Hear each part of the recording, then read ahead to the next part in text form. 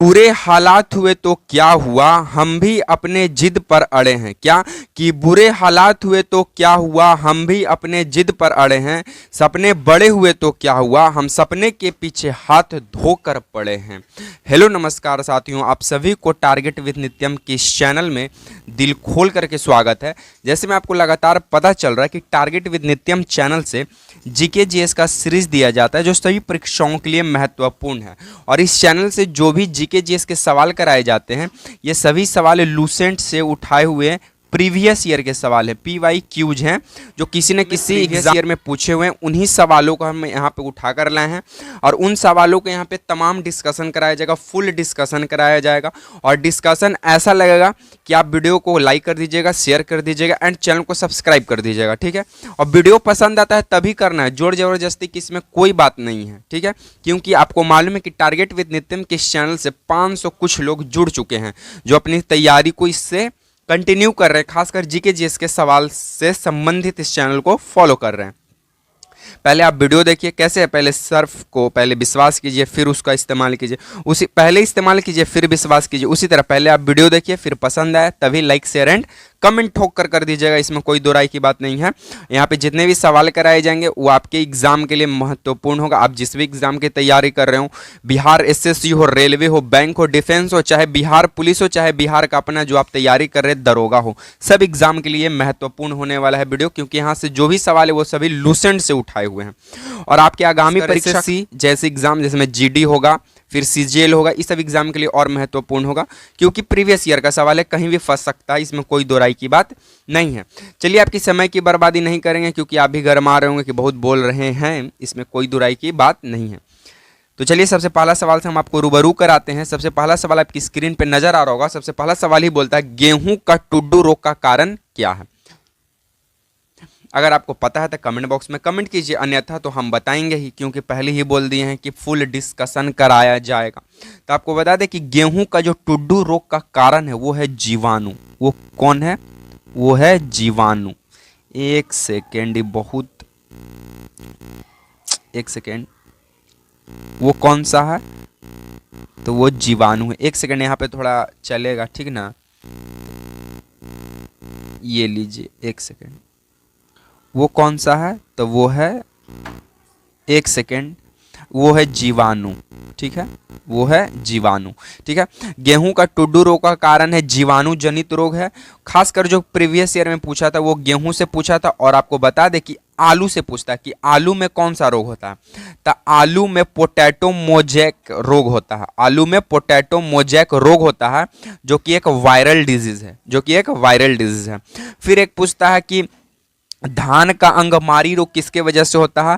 तो धान का अंगमारी रोग जीवाणु जनित रोग है। कौन सा रोग है? जीवाणु जनित रोग है। ये सब प्रीवियस ईयर में सर पूछा हुआ सवाल था और उन्हीं सवालों को हम यहाँ पे ला के आपके सामने चिपका दिए हैं। फिर पूछा था कि साइट्रांस कैंकर जीवाणु रोग किससे संबंधित है। तो साइट्रांस कैंकर जीवाणु रोग ये धान से संबंधित है। ये धान में होने वाला रोग है, साइट्रांस कैंकर रोग, और ये भी एक जीवाणु जनित रोग ही है। फिर एक पूछता है हार्मोन के बारे में कि ट्राउमेटिन हार्मोन है। तो आपको बता दें कि ट्राउमेटिन हार्मोन जो है ये पौधों में घाव भरने का काम करता है। क्या चीज करने का? भरने का काम करता है। पौधों में घाव भरने का काम कौन हार्मोन करता है? तो ट्राउमेटिन हार्मोन। साइट्रांस कैंकर जीवाणु रोग धान से संबंधित है। धान का अंगमारी रोग जीवाणु से होता है। आलू में जो रोग होता है उसे पोटैटो मोजैक रोग कहते हैं जो कि वायरल से है। और गेहूं का टुड्डू रोग जो है जीवाणु से संबंधित है। यह प्रीवियस ईयर में पूछा हुआ सवाल था। चलिए नेक्स्ट प्रश्नों की ओर हम लोग आगे बढ़ते हैं। नेक्स्ट प्रश्नों की बात करें तो आपसे नेक्स्ट प्रश्न पूछा है कि शेख अल आलम हवाई अड्डा कहाँ स्थित है। शेख अल आलम हवाई अड्डा कहाँ स्थित है? तो आपको बता दें कि शेख अल आलम हवाई अड्डा श्रीनगर में स्थित है। कहाँ स्थित है? श्रीनगर में स्थित है शेख अल आलम हवाई अड्डा। कुछ महत्वपूर्ण अशोक से संबंधित जानकारियों की बात करें या श्रीनगर से, तो सबसे पहला सवाल कि श्रीनगर को किस शासक ने बसाया। तो श्रीनगर को अशोक शासक ने बसाया था। श्रीनगर को किस शासक ने बसाया? तो श्रीनगर को अशोक ने बसाया। और ये अशोक वही है जो अपनी पुत्री का शादी कहाँ किए? नेपाल में किए। और जब ये अपने बेटी का शादी नेपाल में किए तो नेपाल में एक देवपत्तनम शहर अपनी बेटी की याद में बनवा दिए। तो पूछेगा कि नेपाल में देवपत्तनम शहर को किसने बसाया? तो अशोक ने बसाया। ठीक है, श्रीनगर में तो बसाए ही बसाए, साथ में देवपट्टनम नामक शहर कहाँ पे बसाएं? तो ये नेपाल में बसाएं। कहाँ पे बसाएं? नेपाल में। ये अपनी पुत्री का नेपाल में शादी किए थे, इसलिए अपनी बेटी के याद में नेपाल में देवपट्टनम शहर ही बसा दिए। और श्रीनगर को बसाया ही कौन था? अशोक। शेख आलम हवाई अड्डा कहाँ है? श्रीनगर में। इस बात को भी आप जानकारी रखिएगा। ठीक है, चलिए नेक्स्ट प्रश्नों की ओर हम लोग आगे बढ़ते हैं। नेक्स्ट सवाल देखें तो हमारा नेक्स्ट सवाल बोलता है कि केचुआ किस ग्रुप का है? तो आपको बता दे, केचुआ और जोक एनिलिडा ग्रुप का है। केचुआ और जो जोक है ये एनिलिडा ग्रुप का है। मच्छर, खटमल और मक्खी, कौन कौन सा? 3। मच्छर, खटमल, मक्खी ये ऑर्थोपोडा ग्रुप का है। और ऑर्थोपोडा का मतलब ही होता है कि वैसे जीव जंतु जिनका शरीर 3 भागों में बट जाता है, विभक्त हो जाता है 3 भागों में, उसे बोलते हैं ऑर्थोपोडा। और ऑर्थोपोडा में खासकर रतिया के काटे वाला मच्छर और ये आपको क्या कह सकते हैं, खटिया में काटे वाला उड़ीस जिसे खटमल कहते हैं, और खाना खाते वक्त भिन भिनाने वाला मक्खी, ये तीनों ऑर्थोपोडा ग्रुप का है। बाकी मूंगा, हाइड्रा और जेलीफिश की बात करें तो ये सोलेंट्रेटा ग्रुप का है। किस ग्रुप का है? सोलेंट्रेटा ग्रुप का है। ठीक है, चलिए नेक्स्ट सवालों की ओर हम लोग आगे बढ़ते हैं।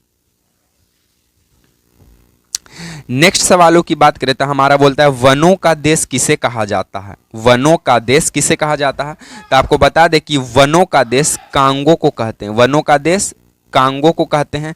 कांगो में कौन सी जनजाति निवास करती है? कौन सी जनजाति निवास करती है? इसका उत्तर आप लोग कमेंट बॉक्स में कमेंट कीजिएगा कि कांगो में कौन सी जनजाति निवास करती है। बाकी वनों का देश कांगो शहर को कहते हैं। साथ में प्रीवियस ईयर में पूछा था कि इटली को क्या कहते थे? इटली का यूरोप का भारत कहते हैं। इटली का क्या कहते हैं? यूरोप का भारत। इटली को यूरोप का भारत और न्यूजीलैंड को दक्षिण का ब्रिटेन। न्यूजीलैंड को दक्षिण का ब्रिटेन। न्यूजीलैंड को दक्षिण का ब्रिटेन। और अफ्रीका को अंध महाद्वीप या फिर भविष्य का द्वीप के भी नाम से जाना जाता है। किसे? अफ्रीका को। इटली को यूरोप का भारत, न्यूजीलैंड को दक्षिण का ब्रिटेन, अफ्रीका को अंध महाद्वीप या फिर भविष्य का द्वीप के भी नाम से जानते हैं। वनों का देश कांगो। कांगो में कौन सी जनजाति निवास करती है? इसका उत्तर आप लोग कमेंट बॉक्स में कमेंट कीजिएगा। और इस सीरीज का लास्ट प्रश्न की ओर हम लोग आगे बढ़ जाते हैं। हमारा नेक्स्ट सवाल बोलता है कि बंगाल विभाजन करने की घोषणा कब हुई? तो आपको बता दें कि बंगाल विभाजन करने की घोषणा कर्जन करता है। कौन करता है? कर्जन करता है। कब करता है? तो 19 जुलाई। कब करता है? 19 जुलाई 1905 को। 19 जुलाई 1905 को बंगाल विभाजन करने की घोषणा जैसी कर्जन के द्वारा 19 जुलाई 1905 को किया जाता है, उसके तुरंत बाद अगस्त महीना में 7 अगस्त 1905 को बंगभंग आंदोलन की शुरुआत होती है। कौन सी आंदोलन? बंगभंग आंदोलन की शुरुआत होती है, जिसे स्वदेशी आंदोलन भी कहा गया। जिसे स्वदेशी आंदोलन भी कहा गया। इसमें विदेशी वस्तुओं का बहिष्कार किया गया और स्वदेशी जो अपने देश का है उसे अपनाया गया। इसी को बोला गया बंगभंग आंदोलन। यह बंगाल विभाजन की घोषणा करने के तुरंत बाद शुरू हुआ था 7 अगस्त 1905 को, जिसे बंगभंग आंदोलन कहा गया। और इसके तुरंत बाद बंगाल विभाजन होता है 16 अक्टूबर 1905 को। फिर बंगाल विभाजन रद्द होता है 1911 में। और रद्द करने का काम वो महान वायसराय, महान नहीं कह सकते, थोड़ा मोड़ा अगर ठीक ठाक जो भारत के बारे में सोचा था वो था लॉर्ड हार्डिंग द्वितीय। कौन था? लॉर्ड हार्डिंग द्वितीय, सेकेंड वायसराय था। लॉर्ड हार्डिंग सेकेंड वायसराय जो था ये बंगाल विभाजन को रद्द करता। और 1911 में ही जॉर्ज पंचम के दिल्ली दरबार में यह निर्णय लिया जाता है कि भारत का राजधानी कोलकाता से कहां ट्रांसफर किया जाए? तो दिल्ली ट्रांसफर किया जाए। फिर जाकर 1912 ईस्वी में भारत की राजधानी दिल्ली बनती है। और आप सबों को मालूम है कि भारत का द्वितीय राजधानी मुंबई को कहा जाता है। ठीक है, तो आज को हम सीरीज को यहीं पे समाप्त करते हैं, क्योंकि आज हम कुछ ज़्यादा ही फास्ट ट्रैक को धरे हुए थे। वीडियो पसंद है तो थैंक्स फॉर वाचिंग वीडियो। अगर आपको वीडियो पसंद आता है तो वीडियो को दिल से लाइक कीजिएगा, शेयर कीजिएगा, कमेंट कीजिएगा और कमेंट करके जरूर बताइएगा कि आपको वीडियो कैसा लगा। इसी तरह के सीरीज के साथ आपसे मिलेंगे नेक्स्ट वीडियो में। तब तक के लिए आप सभी साथियों को जय हिंद।